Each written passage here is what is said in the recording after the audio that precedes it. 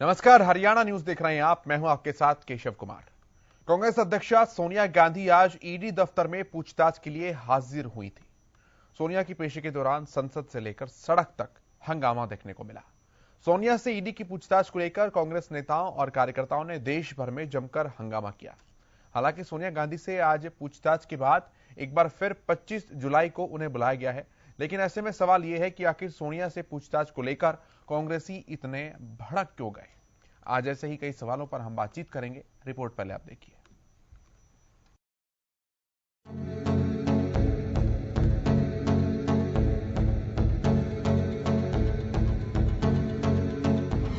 सोनिया गांधी से पूछताछ, सड़क से संसद तक संग्राम। जी हां, एक तरफ Sonia Gandhi national Herald case में पूछताछ के लिए ईडी ऑफिस में पेश हुई, दूसरी तरफ कांग्रेसियों ने देश भर में हंगामा शुरू कर दिया। ईडी एक्शन के विरोध में कांग्रेस नेताओं और कार्यकर्ताओं ने सड़क से लेकर संसद तक विरोध जताया। हरियाणा के पूर्व सीएम भूपेंद्र सिंह हुड्डा के नेतृत्व में कांग्रेसी नेताओं ने चंडीगढ़ में जमकर प्रदर्शन किया। इस दौरान भूपेंद्र हुड्डा ने केंद्र सरकार पर जांच एजेंसियों के दुरुपयोग का आरोप भी लगाया। नेशनल हेराल्ड केस में सोनिया गांधी से ईडी ने पहली बार पूछताछ की है। इससे पहले ईडी ने राहुल गांधी से अलग अलग दिनों में करीब 50 घंटों तक पूछताछ की। नेशनल हेराल्ड मामले में सोनिया गांधी और राहुल गांधी दोनों जमानत पर हैं। हालांकि सोनिया गांधी से पूछताछ को लेकर कांग्रेसियों ने जमकर प्रदर्शन किया और सरकार के खिलाफ खूब नारेबाजी की। ट्रेन रोकने की कोशिश की गई तो साथ ही ट्रैफिक बाधित करने का भी प्रयास हुआ। बेकाबू प्रदर्शनकारियों को रोकने के लिए पुलिस बल की ओर से वाटर कैनन का इस्तेमाल हुआ। इस दौरान कई प्रदर्शनकारी कांग्रेसियों को हिरासत में लिया गया। हालांकि स्वास्थ्य कारणों से सोनिया गांधी से आज 2 घंटे से भी कम समय तक पूछताछ की गई। साथ ही 25 जुलाई को दोबारा पूछताछ के लिए बुलाया गया है। नेशनल हेराल्ड केस में सोनिया गांधी से पूछताछ के दौरान हुए प्रदर्शन को लेकर कई सवाल भी खड़े हो रहे हैं। सवाल ये कि पूछताछ को लेकर कांग्रेसियों का प्रदर्शन कितना सही है। आखिर कांग्रेस को किस बात का डर है जिसे लेकर हंगामा बरपा हुआ है। खैर, ये तो आने वाला वक्त ही बताएगा। हरियाणा न्यूज के लिए चंडीगढ़ से रवि कालीरमण की रिपोर्ट।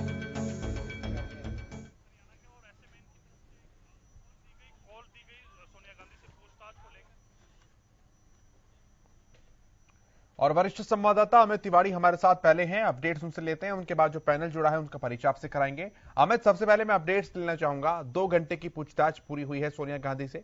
25 तारीख को एक बार फिर से बुलाया गया है।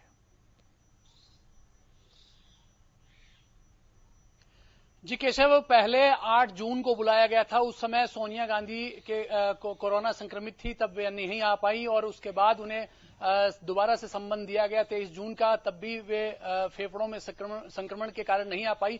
अब आज पूछताछ हुई है, लेकिन उसका विरोध जो है वो देखने को मिला है। हालांकि 2 घंटे तकरीबन 2 घंटे तक उनकी पूछताछ हुई है और साथ साथ प्रियंका गांधी उनके साथ मौजूद रही। अब उन्हें 25 जुलाई की तारीख दी गई है कि उस समय वे दोबारा से पेश होंगी और भी पूछताछ की जाएगी। इससे पहले अगर बात करें तो राहुल गांधी से भी 50 घंटे के करीब जो है ईडी ने पूछताछ की है। अब देखने वाली बात होगी कि आगे इस पूछताछ के बाद क्या क्या खुलासे ईडी करती है। फिलहाल जो है वो विरोध प्रदर्शन आज देखने को मिले। तमाम जो कांग्रेसियों ने प्रदर्शन किए, दिल्ली में भी हुए, ट्रेनें रोकी गई और कई जगह कांग्रेस जनों को हिरासत में भी लिया गया। तो अब देखने वाली बात होगी कि यह विरोध की जो आंदोलन है, विरोध में जो शुरू हुआ है, यह कितना चलता है, कहां तक चलता है। और जब भी विरोध तब हुआ है जब पूछताछ के लिए बुलाया गया, पहले राहुल गांधी को बुलाया गया तब भी विरोध हुआ था और आज भी विरोध हुआ है। देखने वाली बात होगी कि इसे आंदोलन कैसे बनाती है कांग्रेस और विरोध क्यों कर रही है, इस पर भी लगातार सवाल उठ रहे हैं। तमाम नेताओं के जो अगर बात करें, भाजपा नेताओं की ओर से भी बयान आए हैं। उनका यही कहना है कि विरोध किस बात का है जब पूछताछ हो रही है, और उधर से जो बयान आ रहे हैं, कांग्रेस के बड़े नेताओं ने बयान दिए, उनका यही कहना है कि 75 वर्ष की सोनिया गांधी हैं, तो ऐसे में उनसे पूछताछ जो है घर जाकर की जानी चाहिए। इस तरह से बुलाया जाना सही नहीं है। जी केशव। बजरंग दास गर्ग साहब हमारे साथ जुड़े हैं, कांग्रेस पार्टी के प्रवक्ता हैं। गर्ग साहब, बहुत स्वागत है आपका हरियाणा न्यूज पर।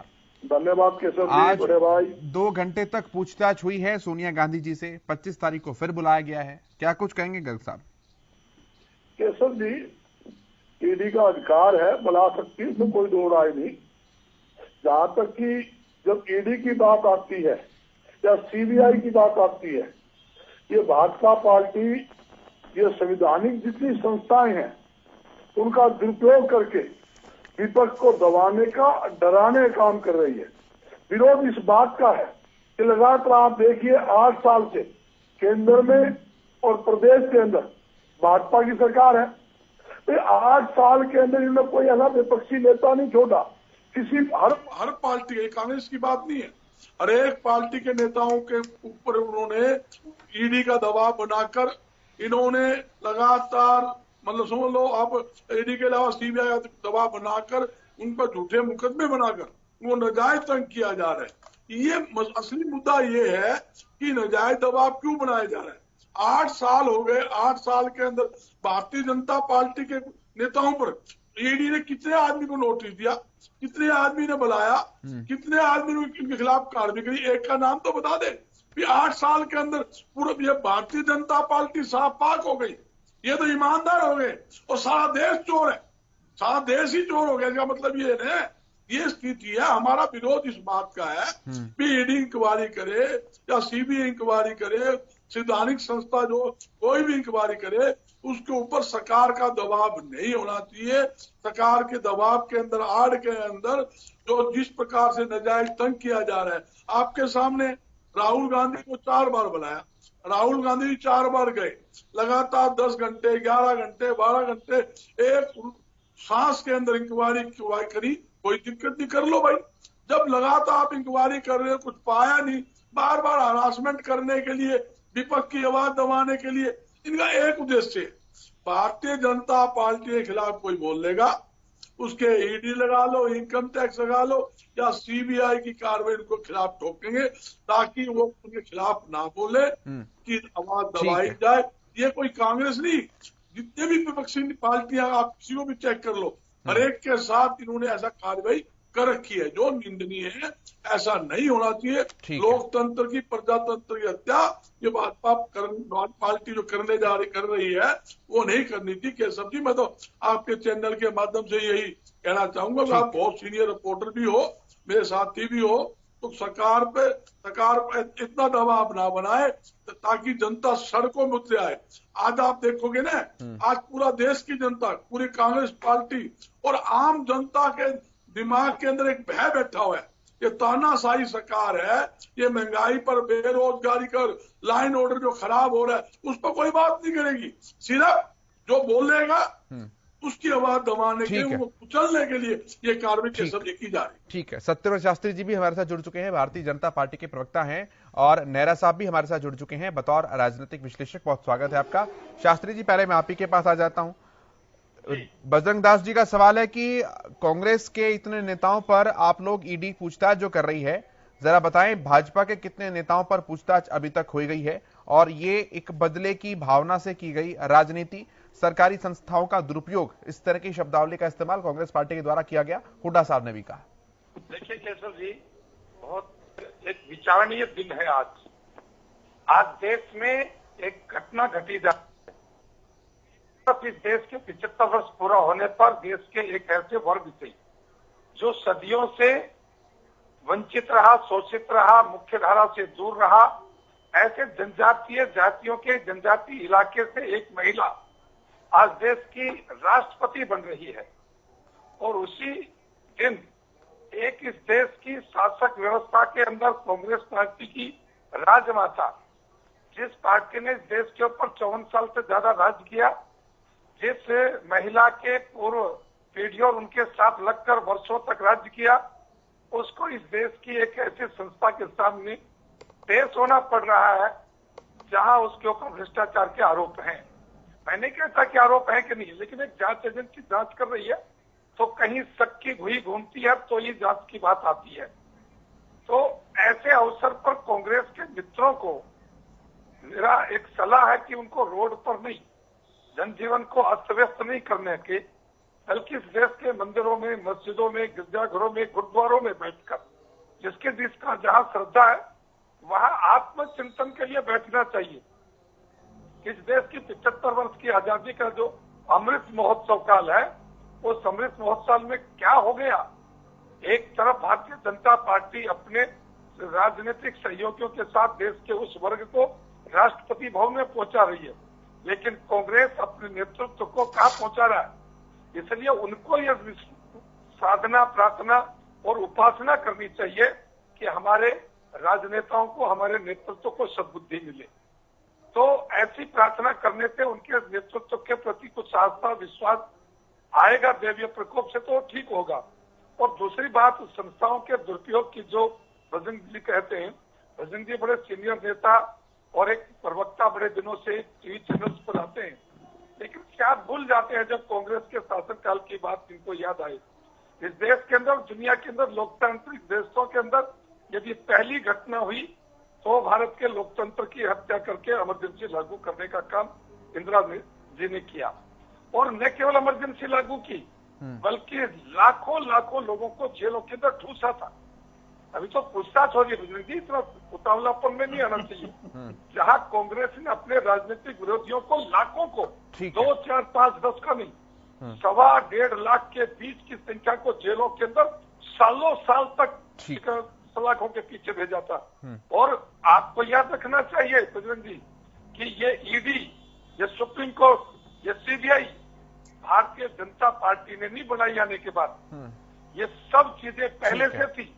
और उन पहले होने वाली चीजों का जिस प्रकार से आपके आप से निकल कर आया, सत्ता कभी ईडी और सीबीआई से नहीं आती। यदि ये रहती इन चीजों से तो कांग्रेस से सत्ता नहीं जा सकती थी।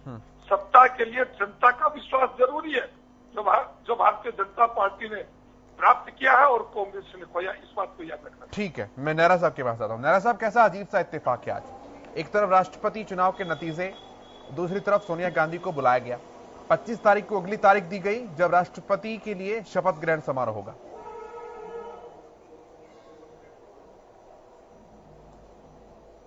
नहीं, इसमें तो कोई इत्तेफाक नहीं, ये तो प्रोसीजर है दोनों का अलग अलग, ठीक है ना।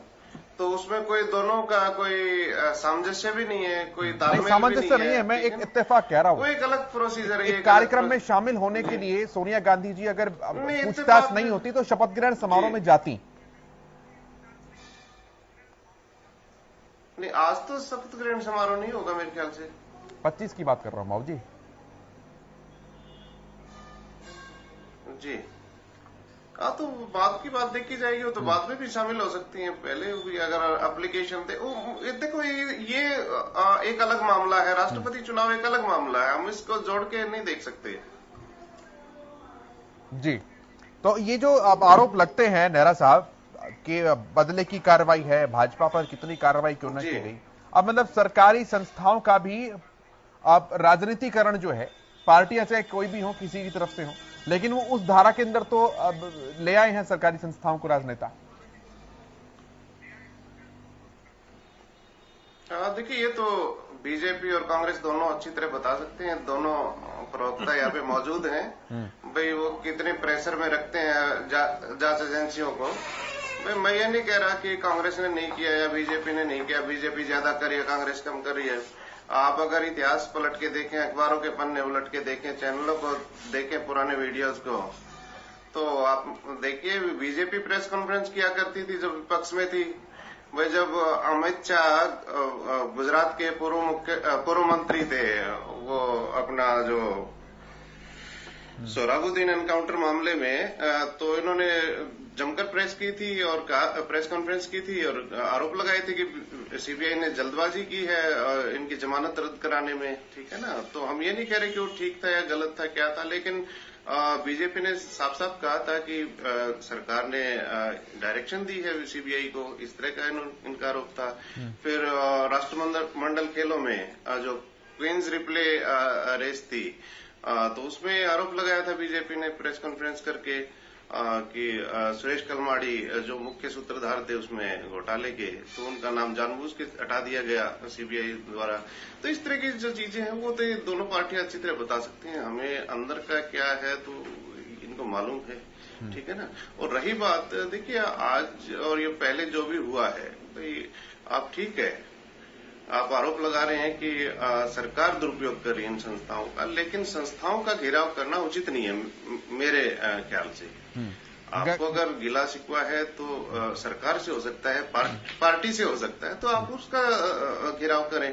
भाई आपको तो संस्था के साथ खड़े होना चाहिए कि हाँ, उनके साथ सहानुभूति होनी चाहिए कि वो प्रेशर में है, ठीक है ना, लेकिन आप दबाव तो सरकार पे बनाएं, पार्टी पे बनाएं। अच्छा गर्ग साहब, आज सब राजनेता दिल्ली है। पहुंचे थे, आप सारे किसी पूर्व विभाग मंत्री के- थे आप लोगों के, वर्तमान मौजूद सांसद थे, अशोक गहलोत जी पहुंचे, सचिन पायलट जी पहुंचे, पिछली बार तो भूपेश बघेल जी भी आए थे, हुड्डा साहब दिखाई नहीं दिए, ना पिछली बार पहुंचे थे ना इस बार पहुंचे। चंडीगढ़ में तो प्रदर्शन किया लेकिन दिल्ली हाजिरी नहीं लगाई। केशव जी, जहां सीएलपी नेता होने के नाते उनकी ड्यूटी चंडीगढ़ में लगी, उन्होंने चंडीगढ़ के अंदर कमान संभाली, चंडीगढ़ में प्रदर्शन किया और ऐतिहासिक प्रदर्शन था, इसमें कोई दो राय। अच्छा, ये ड्यूटीज लगाई गई थी, ये पार्टीज के द्वारा ही ड्यूटी थी, कौन दिल्ली जाएगा कौन चंडीगढ़ रहेगा? ऐसे होता है, पार्टी के द्वारा नहीं होती। आप कह रहे हैं ना ड्यूटी लगी, मैं इसलिए पूछ रहा था। मैं बता हाँ, रहा हूँ कि कांग्रेस के जो सीनियर नेता है आपसी में, जब उन्होंने प्रदर्शन करने का फैसला लिया भी हम प्रदर्शन करेंगे, तो आपसी में तालमेल बिठाते हैं। भाई जिस तरह हरियाणा में प्रदर्शन होना है, हर एक स्टेट के अंदर प्रदर्शन हुआ, तो वहाँ सिस्टम बन जाता है। भी सीएलपी नेता भूपेंद्र सिंह हुड्डा है, उनकी ड्यूटी यहाँ लगी, बहन कुमारी शैलजा जी की, दीपेंद्र जी की ड्यूटी जो लगी वहाँ दिल्ली में लगी। इसी प्रकार जो ड्यूटियां लगी थी, जो आपसी में तालमेल करके हरियाणा की कमान भूपेंद्र सिंह हुड्डा जी संभालेंगे, हमारे प्रदेशाध्यक्ष उदय भान जी संभालेंगे। इसी प्रकार जो ड्यूटियां बहन कुमारी शैलजा जी की, जो हमारे सीडब्ल्यूसी की मेंबर है, उसी प्रकार दीपेंद्र जी जो हमारे राज्यसभा सांसद है, उनकी ड्यूटियां दिल्ली लगी है। तो उसी हिसाब से प्रदर्शन किया गया है। यहाँ तक कि कोई गिराव नहीं था, गिराव और प्रदर्शन में बड़ा फर्क है। क्या था, दिल्ली के अंदर जब सोनिया गांधी जी जहाँ ईडीएफ दफ्तर जा रही थी, उनके साथ जाने की बात थी, कोई ईडी का दफ्तर गिराव नहीं। भी कोई भी नेता जा रहा है, उसके वर्कर है, उसके प्रतिनिधि है, साथ जाए हौसला बजाई के लिए, ये बात थी। किस प्रकार आपने देखा दिल्ली में चाहो तो नाकेबंदी कर दी, चंडीगढ़ में देखिए आप, कांग्रेस भवन जो हमारा कांग्रेस भवन मुख्यालय है सेक्टर 9 के अंदर 200 मीटर की दूरी पर ही बैरिकेडिंग लगा दी गई। आप इससे तो बाहर निकल जिसकी नहीं सकते। इजाजत पहले ली गई होगी उसी को तो जाने देंगे ना। प्रियंका गांधी जी की पहले इजाजत थी, वो अंदर भी रही, हालांकि कमरा दोनों का अलग अलग था, लेकिन प्रियंका गांधी रही अंदर मौजूद, तो बोल देते कि पूरी कांग्रेस पार्टी साथ में आएगी। पार्टी की बात है कि पार्टी की नाम की नहीं देती। सिस्टम इनका क्या है, ये डरते हैं भाई ज्यादा आदमी आ गए, अगर ऑफिस के साइड में बैठे हैं, दूर बैठे हैं, 100 मीटर दूर बैठे हैं, तो सोचते हैं, ये सोचते हैं क्यों आए। इसलिए 2, 4, 5 आदमी जो परिवार के होते हैं, उनकी ही इजाजत उन्होंने दी थी। जब पिछली बार राहुल शास्त्री जी कह रहे थे कि आप भाजपा पे बार बार आरोप लगाते हैं, ईडी कोई भाजपा ने थोड़ी ना बनाई है। जो संवैधानिक संस्था जो है देश के इतिहास में बनती है, देश के इतिहास के हिसाब से बनी हुई है। दुरुपयोग करने की बात मैं कह रहा हूं। जिस प्रकार जैसे हरियाणा है, हरियाणा के अंदर कोई बोल ले, उनके ऊपर झूठे मुकदमे दर्ज करवाने। केंद्र सरकार के अंदर 3 एजेंसियां अंडर पड़ती है, एक ईडी, सीबीआई, इनकम टैक्स। इनका काम क्या है, हवा बना रखा है, बह डाल रखा है। तुमने कुछ बोला तो आपके ऊपर ये कार्रवाई कर देगी। जहां महम का जो विधायक है, उस महम के विधायक ने एक आरोप लगाया था, समर्थन दिया हुआ था भारतीय जनता पार्टी को, करोड़ों रुपया घोटाला है। आपने देखा किस प्रकार उसके बाद छापे पे छापे, छापे पे छापे, जबकि जी उसने कंप्लेंट दी, रिटर्न कंप्लेंट दी, उसकी तो कार्रवाई हुई नहीं। मगर वहां के पूर्व मंत्री कहने के कारण उसके खिलाफ कार्रवाई की गई। मैं नहीं कह रहा, जहां रोहतक का इनके सांसद, सीनियर सांसद जो है अरविंद शर्मा जी, उन्होंने खुले आरोप लगाए। भाई यहाँ तो भाई पूरी दाल ही काली है, मतलब खुला खेल, पैसे चल रहा है, करोड़ों रुपए घोटाला है। जब उससे कंप्लेंट दी तो मुख्यमंत्री कहा आप रिकॉर्ड लाओ, प्रूफ लाओ, मैं कार्रवाई करूंगा। उसने खुले मंच से आपके चैनल में दिखाया, उसने कहा भाई प्रूफ मैं कह दूंगा, प्रूफ तो तेरा पूर्व मंत्री लिंक के नीचे दाब दे, प्रूफ तो ये है जिसकी हमने कंप्लेंट की है, दोनों कोटा कर लो थाने के अंदर, अपने आप प्रूफ आ जाएगा।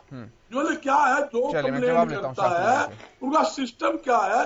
मैं ये आप चौधरी वीरेंद्र सिंह देख लो, कोई भी आदमी देख लो, इनके खुद के आदमी है, या नानों का विधायक देख लो, आपके सामने है, राम कुमार गौतम जी देख लो, आप उसका नरवाना विधायक का देख, हरेक इनके खुद के नेता आरोप लगा रहे हैं खुले तो भ्रष्टाचार का। ये तो साफ पाक है, ठीक है, इनका कोई घोटाला नहीं है।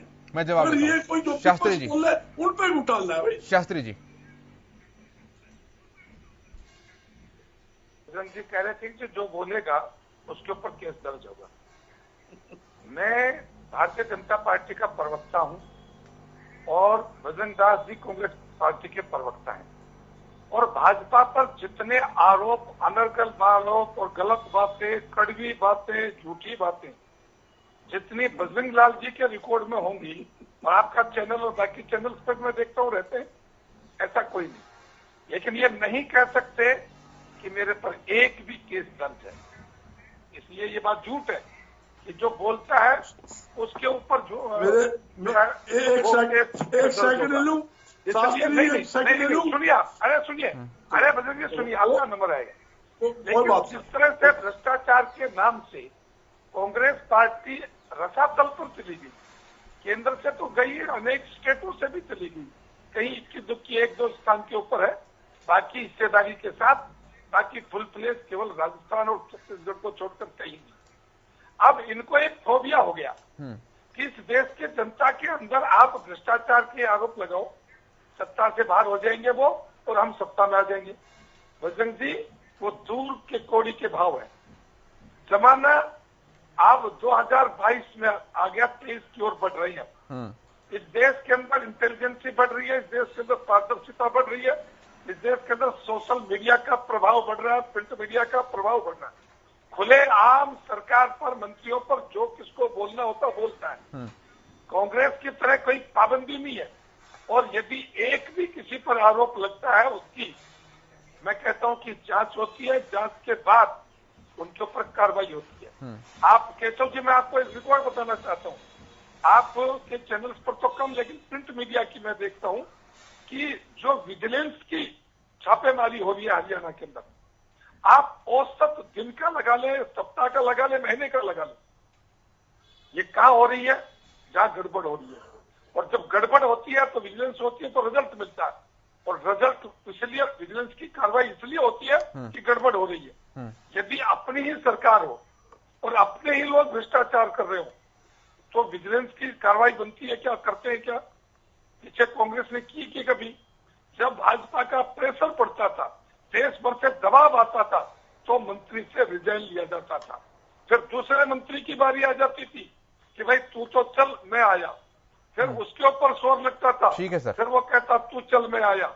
इसलिए बजरंग जी को ध्यान रखना चाहिए, ठीक है, कि भ्रष्टाचार के शब्द से एक मिनट लूंगा, सिर्फ आऊंगा मैं, गर्ग साहब आपके पास आऊंगा, जनता के जवाब देना ओनली। ठीक है, गर्ग साहब मैं आऊंगा, समय की थोड़ी कमी है इसलिए फाइनल कमेंट ले रहा हूं, एक में सबसे एक फाइनल कमेंट ले रहा हूं, सबके पास आऊंगा 20-20 सेकंड के लिए। अमित तिवारी, सबसे पहले मैं आपके पास आ रहा हूं, फाइनल कमेंट।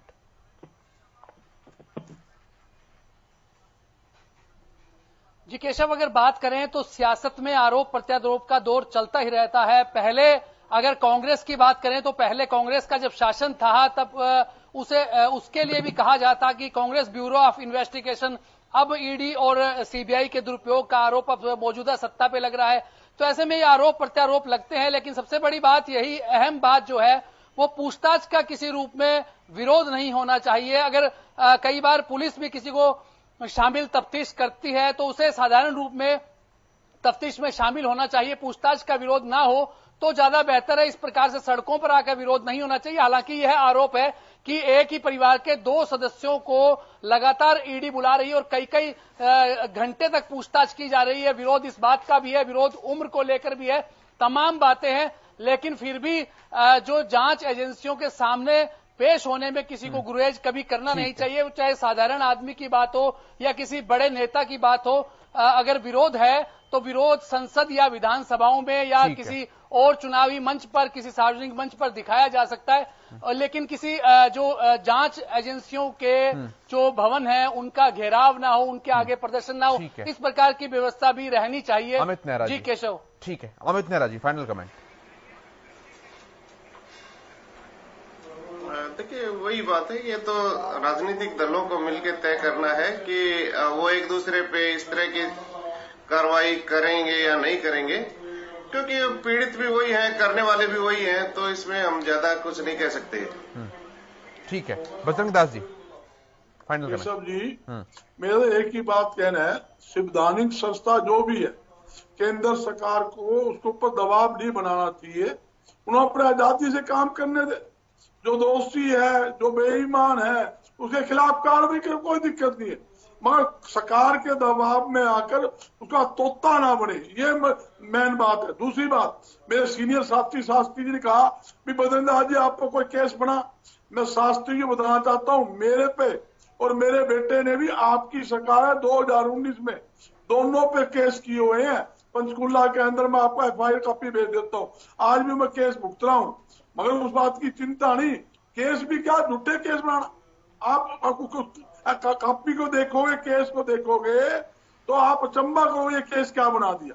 मगर ये उसका मतलब कि दबाव की राजनीति नहीं होनी चाहिए।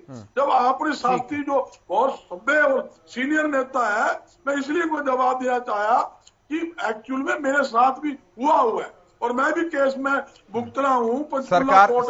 सरकार के खिलाफ बोले आप इसलिए? तो किसके खिलाफ बोलूँ मैं? हाँ, मैं सरकार के खिलाफ नहीं, मैं जनता की आवाज उठाता हूँ। ठीक, जनता की आवाज के कारण ठीक है। मेरे को खुद जो पुलिस के अधिकारी, पुलिस कप्तान, IG ने कहा बजरंग जी ये स्थिति है, आपके रोज बयानबाजी आते हैं, हमारे पे प्रेशर है। क्या कहानी आप सुनोगे, चंबा करोगे। हिसार के अंदर IG ऑर्डर करता है, SP उसकी इंक्वायरी करके मेरे खिलाफ FIR दर्ज करने का ऑर्डर पंचकुला भेजता है। पंचकुला SP कहता है बजरंग भाई तेरे खिलाफ तो आदेश आ गया, और वहां के थाना अपने ये पंचकुला थाना 5 नंबर थाना है, वहां पे FIR मेरे बेटा अखिल गर्ग के नाम होती है। मैं कॉपी आपको केशव जी भेज देता हूँ। ठीक है, मैं शास्त्री जी से जवाब और फाइनल कमेंट देता हूं। मगर क्या है, उसमें कुछ होना जाना नहीं। मैं बताऊं बात को, जहां सामाजिक बात है, जो खिलाफ बात खिलाफत करे या हम कोई गलत करें, करो कानून। हम कानून के दायरे से खिलाफ जाएंगे तो हमारे खिलाफ FIR होनी चाहिए, हमारे खिलाफ कानूनी कार्रवाई करनी चाहिए। जब कुछ अनेक बात और नहीं कर दी इन्होंने, एक नोटिस और काट दिया मेरे और मेरे बेटे का हथियार, जो लाइसेंस भारी हथियार है, उसको जब्त करने का आदेश, कैंसिल करने का आदेश भी कर दिया, जिसका हमने पंचकुला में भी स्टे लिया। मैं जवाब लेता हूं, मैं फटाफट से जवाब लेता हूं, समय बहुत कम है। शास्त्री जी जल्दी से रखिएगा बात। देखिए केशव जी, मैं समझता हूं कि देश की जांच एजेंसियों पर यदि किसी को शक है तो उसका निर्णय करने का अधिकार इस देश की न्यायिक व्यवस्थाओं में है, चाहे डिस्ट्रिक्ट लेवल से लेकर राष्ट्रीय स्तर पर सुप्रीम कोर्ट तक। और जांच एजेंसियों पर घेराबंदी करना, उनके अफसरों के ऊपर दबाव बनाना, उनके भवनों का घेराव करना, ये बहुत ओछी मानसिकता का परिचायक है। आपको यदि ऐतराज है तो इस देश की माननीय जो न्यायालय है, उन्होंने अपनी निष्पक्षता दुनिया के अंदर साबित की है। जांच एजेंसियों का विरोध न करके संवैधानिक व्यवस्थाओं को, जब इनके पास ऐसे वकील है तो रात को 12 बजे 2 बजे कोर्ट खुलवा सकते हैं एक अपराधी के लिए, एक देशद्रोही के खिलाफ इसके सुप्रीम कोर्ट ने फांसी की सजा दे दी हो, तो आपके पास इतने सक्षम वकील होने के बाद आपको रोड पर आना पड़ रहा है, ये दुर्भाग्य की बात है। और मैंने फिर कहा, वो फिर दोहरा रहा हूँ, इस देश के अंदर आज देखो कितना बड़ा परिवर्तन है। एक जनजाति की महिला राष्ट्रपति भवन की ओर बढ़ रही है। देश की राजमाता आप सलाखों के पीछे की जाने की। ठीक है, समय की सुई, घड़ी की सुई इशारा कर रही है। बहुत शुक्रिया आप सभी का, शास्त्री जी, बजरंग दास जी, अमित नेहरा जी, अमित तिवारी, चर्चा में शामिल होने के लिए, अपना कीमती समय देने के लिए। मेरे साथ इतना ही, नमस्कार।